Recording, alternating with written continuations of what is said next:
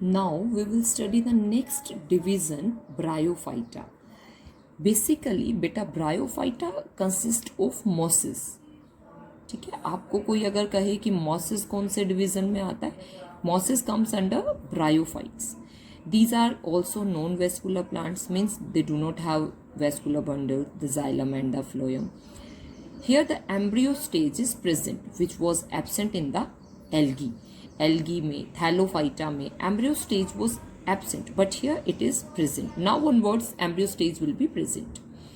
Okay, these are the simplest land plants. Most of the algae कैसी थी? Most of the algae was aquatic. ठीक है, watery habitat में रहती थी. कुछ थे जो थोड़े से मॉइस्ट एरियाज में होते थे, अदरवाइज एक्वेटिक हैबिटेट था उनका. So these are the simplest land plants. Roots are absent but rhizoids are present. जो रूट लाइक स्ट्रक्चर्स यहाँ पे होते हैं, they are called rhizoids. Rhizoids present होते हैं. Bryophytes are called amphibians of plant kingdom. Amphibians होते हैं जो लैंड पे और वाटर में दोनों में रहते हैं, जो टेरेस्ट्रियल हैबिटेट और एक्वेटिक हैबिटेट दोनों को एक्वायर करते हैं. They are called amphibians. So these are the amphibians of plant kingdom. Means they need water for fertilisation. क्यों ये एम्फीबियंस है? क्योंकि ये विदाउट वाटर ये मल्टीप्लाई नहीं कर सकते. क्यों नहीं मल्टीप्लाई करते? बिकॉज इनका जो मेल गैमीट होता है वो फीमेल गैमीट तक रीच कैसे करता है? By swimming into the water. So they need a thin film of water for fertilisation. Fertilisation के लिए इन्हें क्या चाहिए? They need a film of water for fertilisation. They are called the amphibians of plant kingdom. Plant kingdom के amphibians ये होते हैं. Then plant body. Plant body यहाँ पे कैसी होती है? गैमीटोफाइट होती है. प्लांट बॉडी, जो मेन प्लांट बॉडी होती है, उसको क्या बोलते हैं? That is gametophyte. That body is n. N means haploid. Haploid body होती है. वन सेट ऑफ क्रोमोसोम होता है उसके अंदर, और ये डायरेक्टली क्या प्रोड्यूस करती रहती है? गैमीट प्रोड्यूस करती रहती है. खुद हैप्लॉइड है और ये गैमीट प्रोड्यूस करती रहती है. इस गैमीटोफाइट के ऊपर, प्लांट बॉडी के ऊपर पैरासिटिक फॉर्म रिजाइड करती है. That is called sporophyte. And sporophyte कैसा होता है? It is diploid.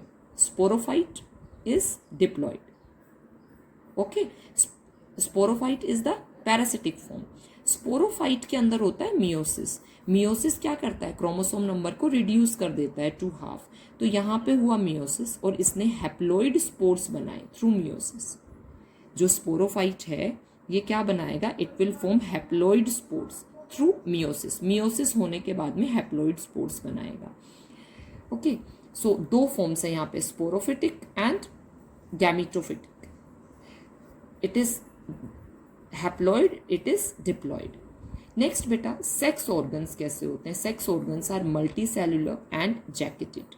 Sex organs किस तरह के? They are multi cellular and they are jacketed. Male sex organs are called antheridia and the female sex organs are called archegonia. जो male sex organs होते हैं उन्हें क्या बोलते हैं? antheridia. Learn this name, antheridia, this word, antheridia. And female के लिए term use होती है arche. So it is archegonia. antheridia and archegonia. Next आता है बेटा classes. Bryophytes की classes. There are 3 classes. Hepaticopsida, Anthoceropsida, Bryopsida.